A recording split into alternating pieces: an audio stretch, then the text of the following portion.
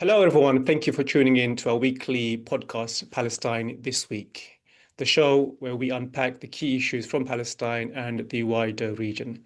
I am joined, as always, by my regular guest, Mouin Rabbani. Mouin, thank you for joining us again. Thank you for having me, Nassim. It's always a pleasure to be with you. Likewise. So last 2 weeks, understandably, we were focusing on Iran because it's dominating the coverage. We spent large portion of our show on that.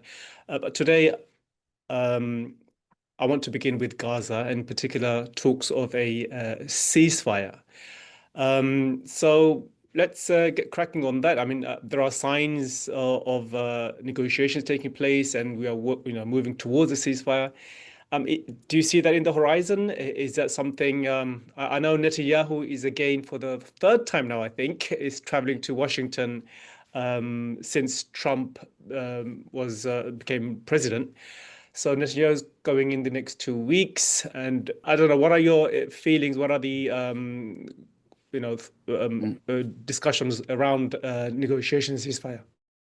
It's impossible to tell. I was just perusing social media before we started, and someone was suggesting that Netanyahu be given a desk in an office in the White House's West Wing because he's such a valued guest in Washington. You mentioned Iran, and all these things are interconnected.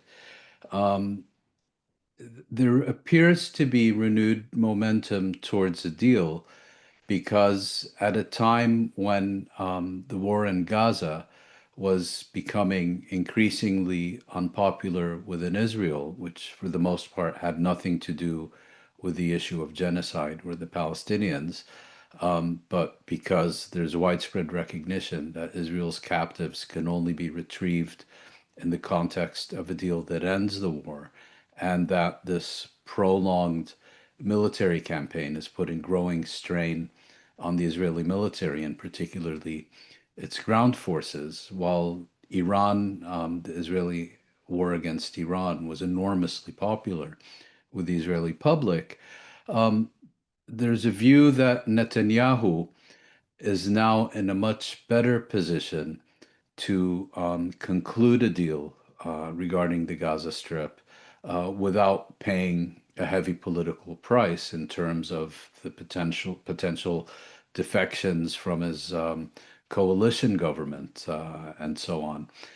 Secondly, there's also suggestions that the United States, having managed to impose a cessation of hostilities between Israel and Iran, now wants to expand the circle of stability, if you will, and get back to a deal in Gaza between Israel and Hamas that would see again the release of the remaining Israeli captives. That in a sense is the main U.S. interest. What happens with the Palestinians or Palestinian captives is an at best secondary concern. And we've also seen during this past week, which we'll probably discuss later, um, Trump now threatening, making a not so veiled threat about withholding U.S. aid to Israel, not because of anything Israel is doing in the Gaza Strip or to the Palestinians, but he's doing this as a way to pressure the Israeli judiciary and the Israeli legislature to basically abort the multiple criminal trials of the Israeli Prime Minister Benjamin Netanyahu, who's been indicted on a number of corruption and national security charges. This appears to be actually an initiative that began with Netanyahu, who is said to have told Trump when he was asked about the possibility of resuming negotiations for a Gaza deal that he cannot do so while he's under investigation and on trial because he would lack the credibility to conclude a deal. Now, the problem, of course, here is that neither Israel nor even more so the United States have any credibility left when it comes to negotiations, when it comes to concluding agreements, when it comes to respecting what they've agreed to. We saw this most recently, of course, where the US used the last round of its negotiations with the Iranians as camouflage to lull Tehran into a false sense of security in order to increase the surprise element of the initial Israeli attack. But we saw this already in January and February, rather, when the United States, having forced Israel to accept a multi-stage deal with the Palestinians, then shifted the goalpost several weeks after implementation began. And when the Palestinians refused revised U.S. proposals, effectively a rewriting of the agreement, the U.S. then stood firmly behind an intensification of the genocide and the siege and so on. And given all the different voices we're hearing now from the Israelis, from the Americans, from the Palestinians, one is on the one hand inclined to see all this noise and movement as indications of an approaching deal, while at the same time it could just be you know, camouflage. It could just be meaningless diversion.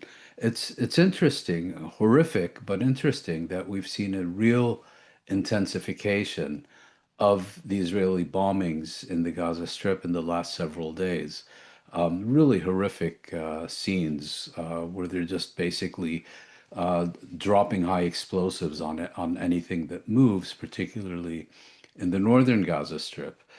Is this the final furious storm before the calm, or has Israel obtained an approval from Washington to intensify the genocide as the price of agreeing to a ceasefire with Iran? We really don't know at this stage. I mean, we can kind of look at the tea leaves and try to read them, but there are so many leaves pointing in so many different directions that it would be foolhardy to say that things are definitely going in one direction or another. The one thing we do know is that the Palestinians are in a position where they really cannot show any significant further flexibility because their demands are already minimal. They basically amount to a conclusive end to Israel's genocidal military campaign, a full Israeli withdrawal from the Gaza Strip, and an exchange of captives between Israel and the Palestinians. And this could happen all in one go or in a staged process. But the things that are now being proposed, such as the exile of Hamas leaders from the Gaza Strip, as if they're in Lebanon in 1982 and not in Palestine in 2025. In my view, that's wishful thinking. In my view, that's designed to put forward conditions designed to be rejected, to perhaps float a trial balloon if Hamas is willing to commit political suicide. And if any agreement is dependent on these kinds of conditions, then we can already conclude that it's not going to happen. I mean, you mentioned the increase in bombing of Gaza, and many people have pointed out there has been a lack of attention in Gaza. The West seems more obsessed about what the chant of a rap artist than the actual situation in Gaza and what the IDF is doing. And one of the revelations from last week, which should have been, center stage in every single mainstream news, is the fact that Israeli soldiers confessed to Harrods, revealed to Harrods that um, there's a killing spree, or the Palestinians seeking aid was being shot by Israeli soldiers, directly shot. So that kind of put a clarified the what many Palestinians have been saying all along, but of course Israel has consistently refused that. Netanyahu came out and said that the allegations are blood libel, even Of though it was course, Israeli soldiers who are making the allegations or confirming what the Palestinians have been saying all along, that we are being shot as we are seeking to get aid from the Gaza aid distribution center, the one that was run by the Israelis. So I mean, one of the quotes I found really revealing is by an Israeli soldier who said that there isn't any interest in Gaza anymore. Said one reservist, it's become a place with its own set of rules. The loss of human lives means nothing. It's not even an unfortunate incident. That's how he described the situation in Gaza. So I just wanted to get your thoughts on this coverage by Harris, and I think it was a really amazing coverage. I know many Palestinians have commented and said that, Palestinians have been saying this since May, when the Israelis set up the Gaza Humanitarian Foundation, bypassing the UN and the various other aid agencies, and they've been killing Palestinians deliberately. Now Harris comes out and confirms their report, and this seems now to get some kind of validity. Dismissing what the Palestinians have been saying for the past 3 months. Mhm.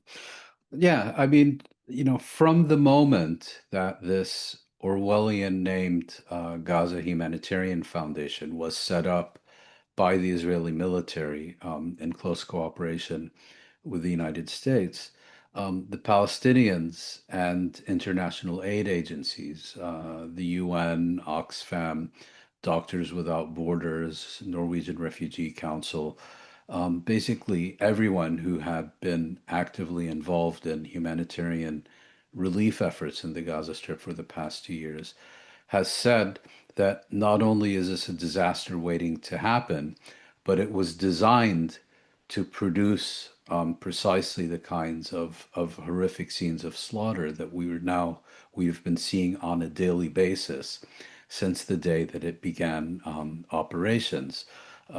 Jeremy Konindink, if I'm pronouncing his surname correctly, a former senior USAID official, U.S. Agency for International Development, who was formerly, I think, director of its crisis team and is now president of Refugees International, has written a series of posts on Twitter explaining exactly how and why this is a disaster, and explaining exactly why these kinds of massacres were a foregone conclusion. Because when you have a situation as desperate as that of the Palestinians in the Gaza Strip, the only reasonable and effective approach is to flood the population with relief supplies, precisely in order to avoid chaos, anarchy, violence, and so on. What the Israelis have done is they have basically disabled the UN and the international aid agencies and prohibited them from operating in the Gaza Strip by denying them the ability to import any supplies. And they have replaced the approximately 400 aid distribution points in the Gaza Strip with just four, and that were out of reach for many Palestinians in the Gaza Strip. And what they have done is to transform what appeared to be aid distribution centers into kill zones. I presume most of our viewers are familiar with the kind of daily bloodletting that goes on at these places. But of course, as soon as it started, on the one hand, you had the Israelis, as they do with everything else, saying this is fabrication. This never happened. This is a blood libel. Nothing of the sort is even happening. And then you had the fanatic ideologue and Christian Zionist, Reverend Johnny Moore, who's the head of the Gaza Humanitarian Foundation, saying, well, yes, these things are happening, but it's because Hamas is massacring Palestinians every time they come to try to collect aid from the Americans, because that's, the ideology. And then you had this curious incident where one of Israel's better known apologists, who goes by the name of Colonel Richard Kemp, went on a guided tour of one of these kill zones with the Israeli military and was producing a report explaining how absolutely grateful the Palestinians are that the Israelis and the Americans have had the humanity to establish this place. And then, as he's concluding his report, you can hear gunfire in the background, which kind of, obliterates the entire purpose of his apologia. Now, what Palestinians and and these international aid agencies have been saying from the outset has been substantiated over and over and over again. But given the way, the international media works, you could think of it as the case for the prosecution, and then this article by Haaretz as a confession on the witness stand by the accused criminal. And so it does have significance in that respect because these are the people directly responsible for the slaughter, for the massacre, explaining that they're the ones who were doing it and it's not others, explaining that they have the absolute authority to do it because they've been given that authority, and suggesting that there's a policy of this. These are not rogue soldiers violating instructions, but these are people acting in accordance with the open fire regulations, in accordance with a policy to conduct precisely these kinds of slaughters. And the Haaretz headline in the English language newspaper said that soldiers are being ordered or instructed to shoot at desperate, defenseless civilians trying to access aid in these human abattoirs. And then, of course, the Israelis and their flunkies start screaming blood libel, anti Semitism, and whatever their other catchphrases are. And then it turns out, well, there was a slight mistranslation. They're not ordered to shoot at Palestinians, but directed to shoot in the direction of the Palestinians. At the end of the day, they're still aiming for the head and the heart. But this very slight mistranslation somehow proves that this entire report is a fabrication and meaningless. And, it's important here also because the narrative from Israel and its apologists has been these things simply never happened. People weren't killed, and if they were, it was because they were killed by Hamas. And so now all of a sudden, they're confronted with this evidence, first in Haaretz newspaper, and just as importantly, now the Israeli military itself is confirming that these incidents took place. Of course, to point out that they're now, very intensively investigating them to see if any crimes were committed and that they've issued strict orders about this, that, and the other. But we've seen this repeatedly. Israel sends out its message to the Hasbara Symphony Orchestra how to respond to substantiated allegations. Israel's flunkies and apologists resort to simply denying reality as opposed to increasingly just denying this never happened, this is Pallywood, this is Gaza wood, and so on, instead of trying to justify it because it's so impossible to justify crimes of this nature. They simply deny that they exist. And then gradually the truth comes out and it becomes so indisputable that in the end, the criminal is forced to confirm that these crimes are in fact occurring. And the wonder here is that time after time after time after time, the Western media, the BBC, the New York Times, and all the rest of them, deal with Israeli denials as if, there is no record of systematic fabrication, lying, prevarication, and so on. They're given the benefit of the doubt and they're allowed to set the tone of the discussion time after time after time. And it's not that the media never learns. The media knows exactly what's going on, but they're committed to a certain political and ideological agenda, and that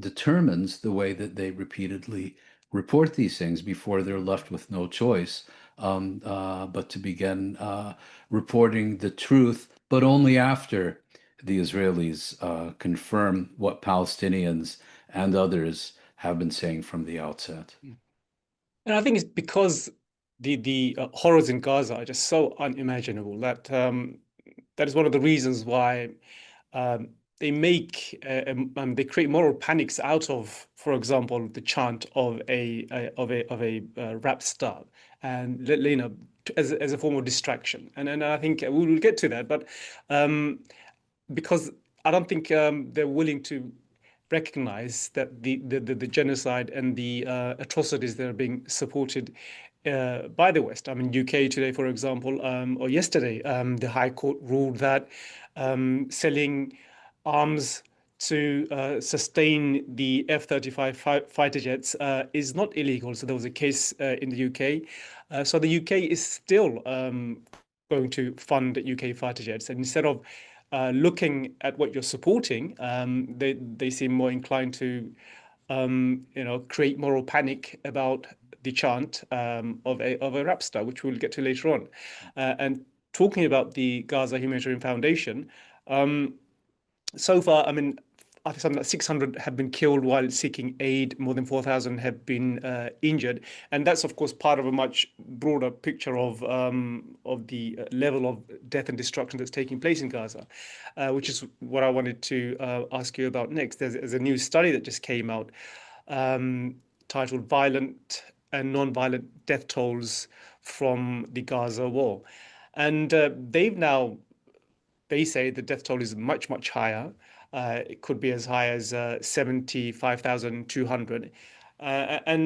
It seems like, you know, when all this is, when the genocide comes to an end, I think the figure which was initially cited by Lancet back in 2024, just last year, of 186,000 deaths. I think that's where we're heading out, given that there are now new reports, new studies showing that what we hear in terms of the death toll is actually an underestimation. At the moment, the numbers are 56,000 deaths, but new studies are showing that it's much, much higher. Lancet, which made the highest estimation, which is 186,000, which will be the final result of death from the war, including indirect deaths as well. Well, what this all comes down to is the nature of reporting by the health ministry in the Gaza Strip, what is known to the BBC as the Hamas-run Hamas Gaza Hamas Health Hamas Ministry. Um, Look, the health ministry in the Gaza Strip has an established record of reliability and credibility. Its data is considered reliable by US and Israeli intelligence. In each previous Israeli onslaught on the Gaza Strip, its data and statistics have been thoroughly and intensively examined after the conclusion of hostilities with about 1 million fine-toothed combs. And the only thing that has been found are minor errors that that reflect kind of ordinary errors involved with data collection rather than any indication of politically motivated data manipulation. And shockingly, despite the extraordinarily difficult, impossible circumstances under which the health ministry has been operating for almost 2 years, which includes repeated direct attacks on the ministry, on its staff, on its ability to collect data and report, its credibility remains undiminished. And some Israel apologists, like Andrew Fox and another fellow named Eisenberg and so on, have, during the past 2 years, seized on every error to to basically delegitimize and demonize and denounce the health ministry as some kind of propaganda outfit that is inventing data out of thin air in order to make Israel look bad. Well, of course, the health ministry has made errors, in some cases significant errors. But what is also true is that the health ministry has consistently corrected those errors. And the ones who have been fabricating evidence is not the health ministry, but rather the Israeli apologists, the Israel apologists, who have been attacking it. Matthew Cockerill has done very extensive research on this. His most recent report was published by Action on Armed Violence, AOAV, a highly reputable international organization that looks into conflict casualty data and statistics and so on. And he did one on a recent report where something like, I believe, 1,500 Palestinian children were included in the data produced by the health ministry. And it was said, claimed by Fox and his partners in crime, that these children had never been killed. In fact, what happened is that the health ministry, if I got my facts right, removed them from its roster of casualties because it had insufficient data confirming that they were in fact deaths directly attributable to Israeli military action, and then added most of them back. So these accusations actually prove the thoroughness, the integrity, the reliability, the credibility of the Palestinian Ministry of Health in the Gaza Strip. Now, regarding these horrifying statistics that you just mentioned, this is not the only one that has concluded that given the conservative approach to data by the Ministry of Health, where they will only record and confirm the name of a casualty if they have, a name, an identity number, and further elements of confirmation. They do not, for example, record the names of people who've been buried under the rubble for 16 months and so on. It's now clear that the data provided by the Ministry of Health in the Gaza Strip errs on the side of caution. In other words, it's conservative and leaves important data out. And then, of course, with increasingly as time moves on, the proportion of indirect deaths is increasing. People who die of hunger, infants who die of thirst, people who are unable to get medication because it's prevented from entering the Gaza Strip and so on.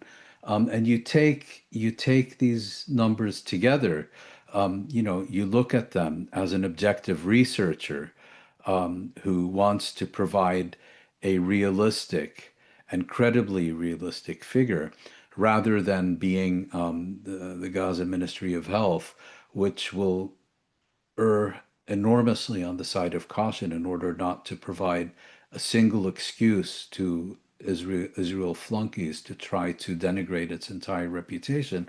And you get these numbers, which in fact very significantly exceed the official casualty figure.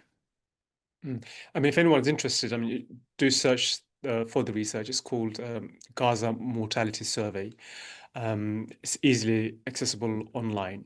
And as you mentioned, I mean, every instance or report I've read about Hamas revising its numbers, it actually goes against its own propaganda. So, I mean, this idea that these numbers are somehow fabricated, why would anyone revise numbers if it goes against the propaganda which they're trying to promote, which is that more and more, thousands of Palestinians are being killed. Um, uh, I guess related to that is also something. I mean, the situation in the West Bank, where again, there's a pogrom that's taking place, but there isn't as much condemnation, as you would expect. And I wanted to get your thoughts on that, partly on the um, some of the analysis that there is the part of the deal which Netanyahu is striking with Trump is that Netanyahu will be given the West Bank. The West Bank will be annexed, and these are just reports, of course. And I'm wondering if last week's pogrom, which is how Harris described this situation in the West Bank, saying there's a quiet pogrom taking place. Is anything? It's not really quiet. If it's live streamed, as just as the case in the Gaza Strip, where there is a live stream genocide. So why? I mean, I guess the question is why the escalation now? This is an ongoing cycle, but last week's burning of cars, burning of houses, and the attack on a mainly Christian village was more violent than anything we've seen over the past couple of weeks and months, I would say. Mm. Do you think, of course, part of it is the sense of entitlement, impunity they feel they have, and also, I guess they must feel, they will not be held to account, the Israeli settlers, that is, and they probably do feel, the West Bank is going to be annexed, and we may as well try and ethnically cleanse as many Palestinians as we can before a deal is struck where the rights to the West Bank is given to Israel. Yeah. Before we move on from Gaza, I just want to make one last point because we discussed the GHF, and that is that earlier today, Tuesday, the 1st of July, 138 organizations released a collective letter calling for GHF to be abolished because it is essentially an abomination that violates every principle of humanitarian action and demanded that the pre-existing uh, aid distribution network and system be allowed to function again. Now, of course, Israel claims that establishing these kill zones was necessary because Hamas was stealing the aid and so on. I think we've discussed this previously. That was entirely debunked. And in fact, this past week, a number of Palestinian police officers who had seized aid looted by collaborationist militias with Israel and were distributing it in Deir al-Balah were bombed and killed. There is looting, but that is primarily the work of these gangsters and their gangs affiliated with Israel, armed by it, protected by it, and so on. And secondly, and less frequently, by desperate Palestinians seeking to grab what they can from these trucks. Now, regarding the West Bank, yes, we have already this year seen a consistent increase in the intensity of Israeli violence in the West Bank, first and foremost by the Israeli military, but also, as you mentioned, by its settler auxiliaries who've been carrying out near daily pogroms, not just in the northern West Bank, which had been the military's main areas of operation, Jenin, Tulkarem, Tubas, now increasingly Nablus. But these are operating everywhere. And what's interesting is that in the past week, they carried out two particularly noteworthy indiscriminate attacks.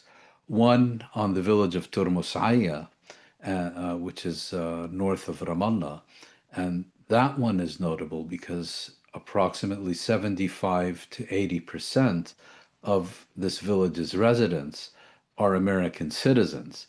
And, the Americans always like to brag that if you harm, a single hair on the head of an American citizen, we will pursue you to the ends of the earth and ensure you're brought to justice and so on. It's absolute BS. I mean, the Israelis had killed a 14-year-old boy from this same village last year who was a U.S. citizen. And the only discernible sound from the U.S. was applause, and statements about Israel's right to defend itself. Shireen Abu Akleh, most famously, the iconic Al Jazeera correspondent, U.S. citizen. Anthony Blinken basically moved hell and high water to cover up for Israel's crime of murder. So this idea that the U.S. gives a damn about foreigners murdering its citizens, it Yeah, failed. it's always an odd one. I mean, when Christian Americans wade into this and provide unquestioned support to Israel, and here you are, Palestinian Christians are being Mm, ethnically cleansed. There's a complete silence. I mean, that image is also yeah, similar to, for example, Christian American congressmen who are always seen next to the wall, Wailing Wall, but they're never seen in the most holiest Christian site, which is probably a few hundred meters away. They're yeah, never seen entering the yeah, Church of the Holy Sepulchre, yeah, for example, yeah, but they're yeah, always seen, or the images of them are shared across the globe of them near the wall, but never yes, entering the church, which is yeah, 100 meters away. Why is that? I mean, it's a question yeah. which American Christians need to ask themselves. Why do we need our leaders to Mm, be in this Jewish holy site and not the Christian holy site, the most mm. holiest site in Christianity, which is a few hundred meters away? Well, it's important to understand, Christian Zionists don't view Palestinian Christians, and of course, the first Christians were the Christians of Palestine. So these are the descendants of the people who gave these ideologues their religion in the first place. They don't view um, uh, Palestinian Christians as how should I put it? As Well, co-religionists yes. Yeah. deserving of their support and sustenance, as people whose rights need to be defended, as the last remnants of Christianity in the land of its birth after the Nakba and everything that's happened since 1967. They view them as acceptable collateral damage in the pursuit of their crazy millenarian agenda of bringing about the second coming and Armageddon and so on. They view Christian Palestinians not as allies, but as enemies who need to be eliminated, because if you don't get rid of them, you can't have the world blow up and the rapture and all the rest of it. So it's a very bizarre and quite morbid approach, but they probably view them as jihadists for all I know. But Mm, getting back, yes, the U.S. will pursue, or at least pretend to pursue, those who harm U.S. citizens abroad if it aligns with, if it's good for propaganda purposes or is done by an adversary. So an American dies in prison in North Korea, or gets imprisoned in Russia, yes, then the U.S. will act. But the Israeli military kills several U.S. citizens a year. Nothing to see here. They genuinely don't give a damn. And they're telling the Israelis, you can do to our citizens whatever we want, because in your case, we won't even make we won't even, make statements opposing the murder of U.S. citizens. It's mm, just it's a slogan. mm, It's just a slogan, and mm. there is a test for the seriousness of repeated U.S. claims that anyone who so much as touches a hair on the head of an American citizen abroad will be brought to justice. No, they're applauding it in the case of Israel murdering Palestinians who hold U.S. citizenship. Mm. Yeah, before we move on to some of the other regional issues, I wanted to mention a development in the Israeli Knesset, which is, I think, quite important for us to comment on, which is the situation around Ayman Odeh. So there's an attempt to impeach him, and I think it's successful at the moment. So I mean, there are Israeli ministers who say all kind of genocidal things, but why is Odeh facing impeachment? And so, can you shed some light on that? No, because he's an Arab. I mean, you ask a simple question, you get a simple answer. Because it's an apartheid state. because Israel views itself not as a state of its citizens, and this is, I'm talking here about formalities. Israel does not define itself as a state of its citizens in which every citizen has equal rights. Israel defines itself as the state of the Jewish people, meaning that non-citizen Jews have more constitutional rights in Israel than non-Jews who are citizens. And Israel, a number of years ago, I think in 2018, went even further and passed a basic law, which is, somewhat equivalent to a constitutional amendment, that states word for word um, that only the Jewish people have the right of self-determination in the land of Israel. In other words, everyone else get lost. Only the Afrikaners have rights here. That's exactly what it means. And Ayman Odeh made some statements. I unfortunately can't remember precisely what, but I think it was, accusing Israel of he's a member of parliament, and should enjoy parliamentary immunity, which he does. But what you do then is you start impeachment proceedings against him, meaning that if a majority in parliament votes to expel him from the parliament, he is no longer a member of parliament, can then also be put on trial and so on. Israel has a long history of this, of in the 50s and 60s banning political parties on the grounds that they embraced Palestinian or Arab nationalist principles, or banning parties because they don't recognize the legitimacy of a Jewish state and so on. And at one point in the 1980s, it also banned the party established by Meir Kahane, formally on the grounds that it was openly racist, but practically because it represented an electoral threat to the Likud and its successor organization, Jewish Power, is now has several members in parliament, and its leader, Itamar Ben-Gvir, is one of the most senior ministers in the Israeli government. And he and others are making racist, openly genocidal statements around the clock, to the extent that they left even their close allies in London and the British government with no option but to sanction them. But that is of no concern because, it's an apartheid state, and Afrikaners are allowed to denounce the quote unquote kafirs, but the members of the subordinate population commit a crime when they demand equal rights. Let's turn back to the issue you raised earlier, which is Trump wading into Israel's internal politics and threatening to cut aid unless Israel ends what Trump calls a witch hunt against Benjamin Netanyahu. That's what he said in his Truth social media. I mean, that's quite an extraordinary threat to pull aid if they don't stop the witch hunt. I mean, it seems to me that the row, well, the alleged row between Trump and Netanyahu, or differences they had, I think that was overplayed. It seems like in every instance since Trump has done everything to benefit Netanyahu, and this is another gift to Netanyahu. And maybe the ceasefire that we are expecting or anticipating is also going to be timed so that it's a gift to Netanyahu.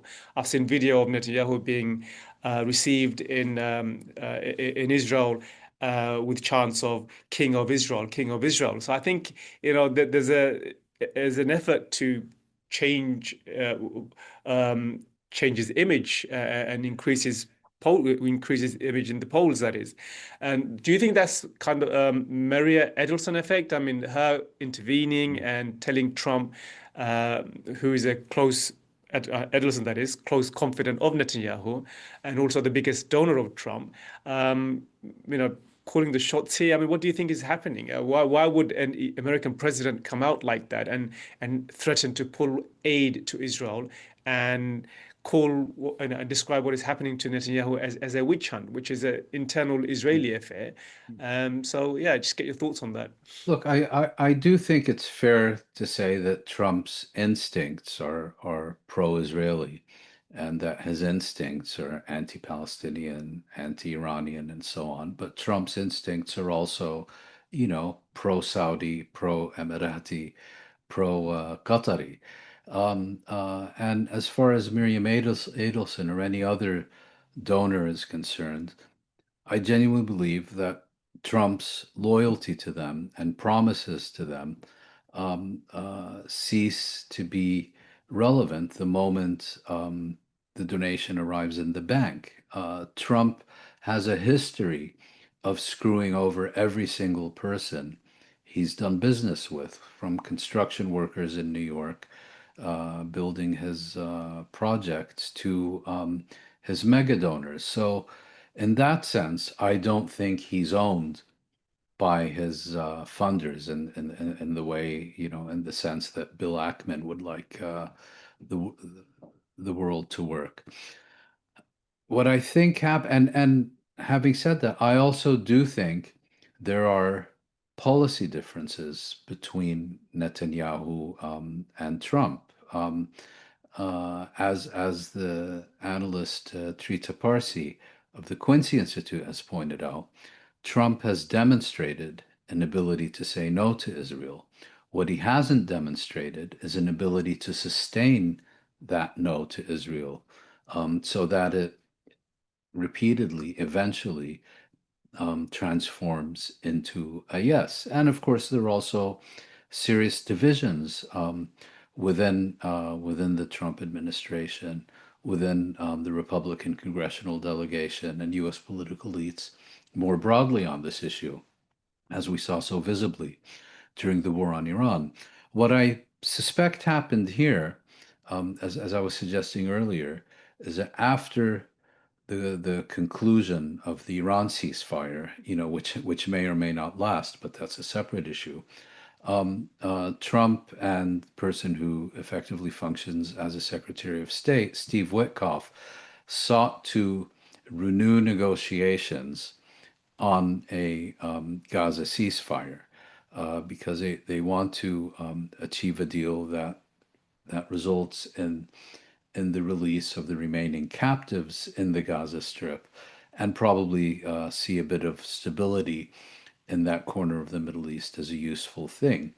And Netanyahu engaged with them, but also explained to them that if you want me to conclude a deal, I cannot do so while I'm under criminal indictment and on trial because my motives will be questioned, and any agreement that I reach will be denounced and delegitimized as Netanyahu acting in his personal rather than national interest. So I need to, if you can help me get rid of this trial, it would be very helpful. And so here I think the initiative came from Netanyahu rather than from Trump. And there's some reporting in the Israeli media that supports this. And, what possibly, and Netanyahu was pushing it an open door. Who more than Trump hates judicial investigations, corruption trials, convictions for the kinds of things Netanyahu is accused of. And, he pulled out one of his favorite terms, witch hunt, which he's been using against efforts to hold him accountable for over a decade now.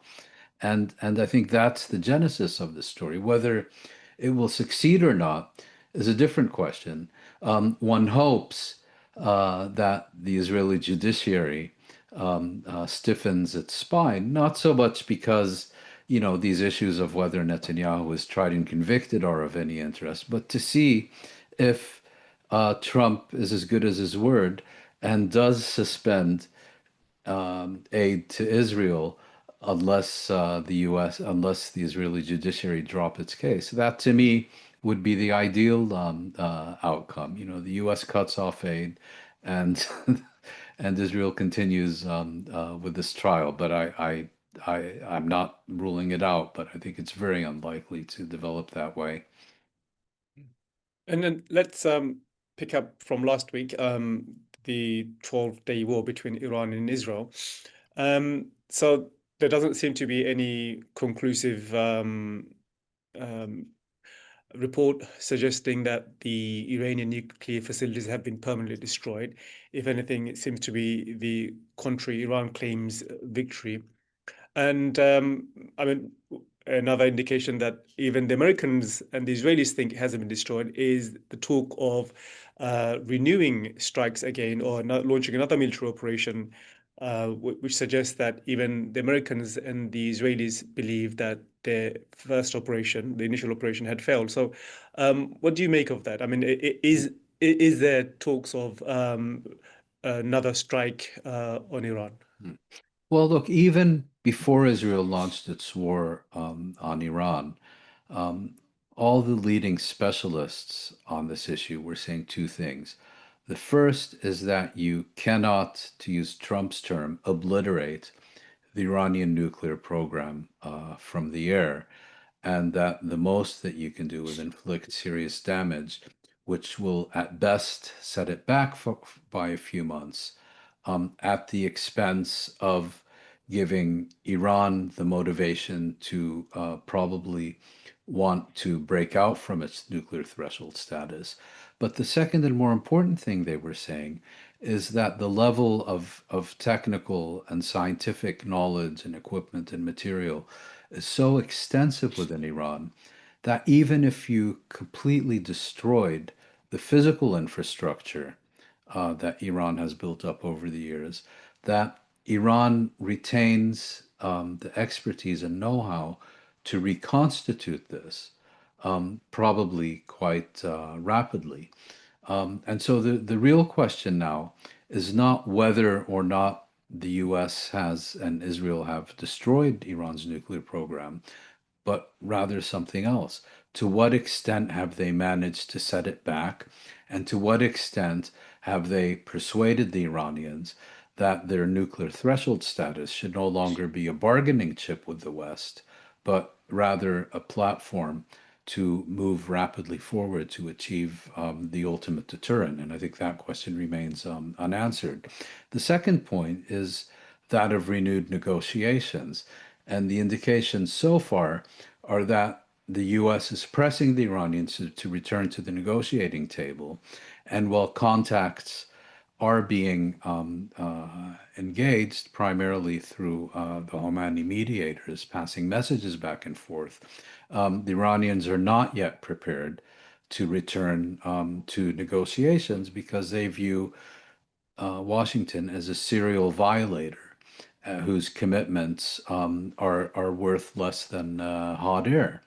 And so the challenge now is going to be to find a way to get Iran to be persuaded that the US is a sufficiently credible negotiating partner for Tehran to want to re-engage with it.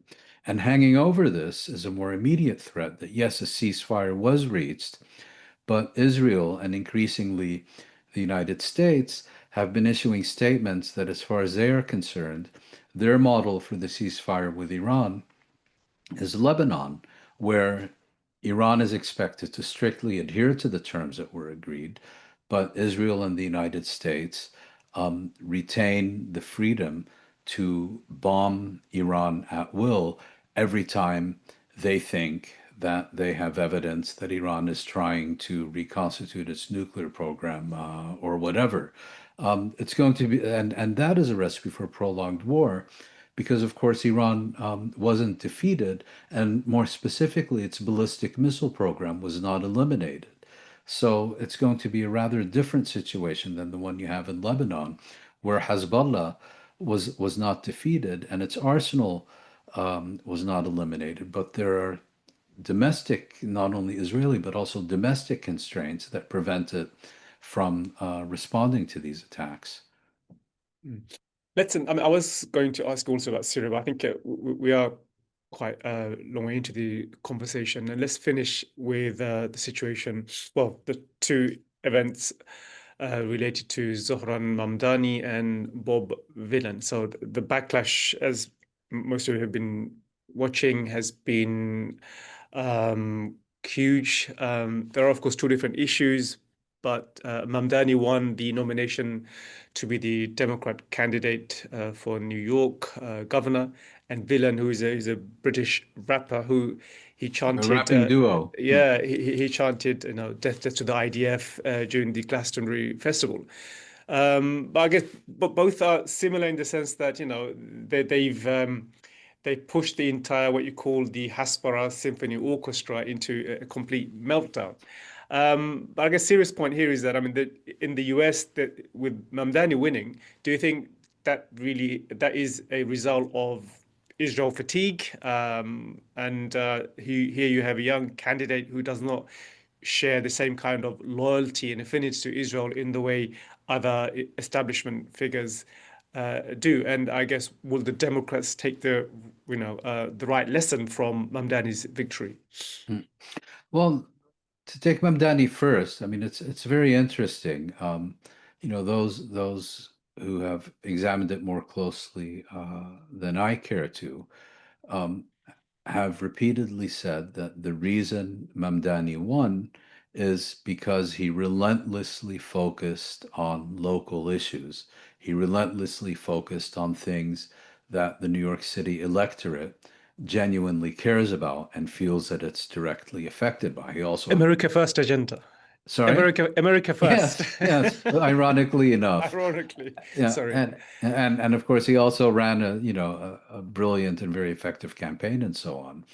Um, his opponents, in this case, Kumo, yeah, not Mario, Andrew Andrew Kumo. Cuomo, who's who's a corrupt sex pest and also happens to be part of legal team of Benjamin Netanyahu at the International Criminal Court, decided that the best way to tear apart Mamdani was to transform the New York primary into the Tel Aviv primary and to make it a referendum, this Democratic Party primary, make it a referendum on support for Israel.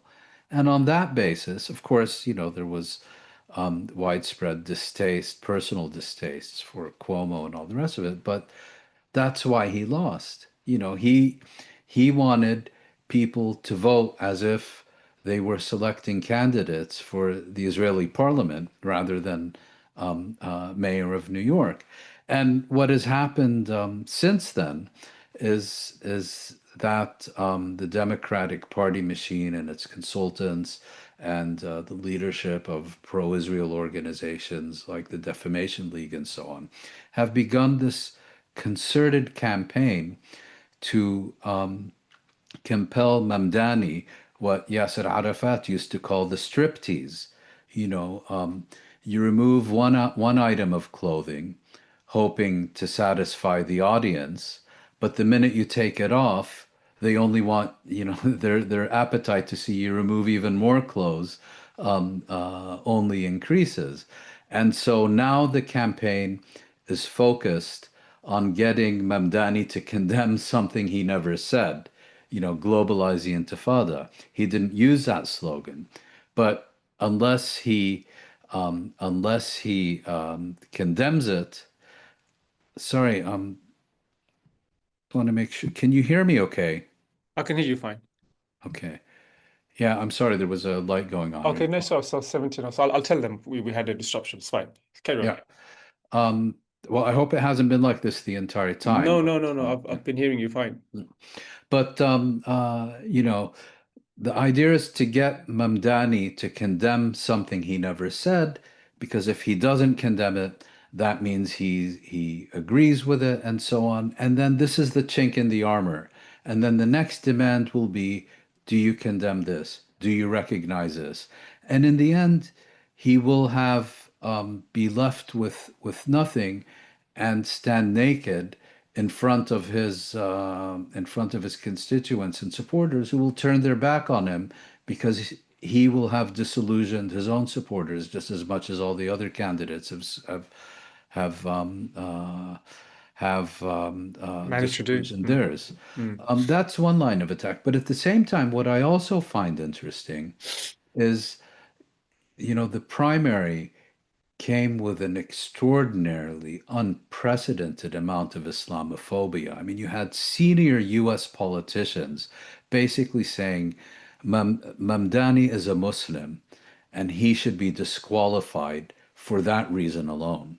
You know, not an Islamist, a Muslim. And that in and of itself, well, I mean, can you imagine, you I know, mean, one is seeking to strip him of his citizenship, yeah, and but deport. it's just And can you it's just imagine, incredible. you know, if a prominent journalist or elected official came up and said, you know, Bloomberg should never become mayor of New York because he's a Jew?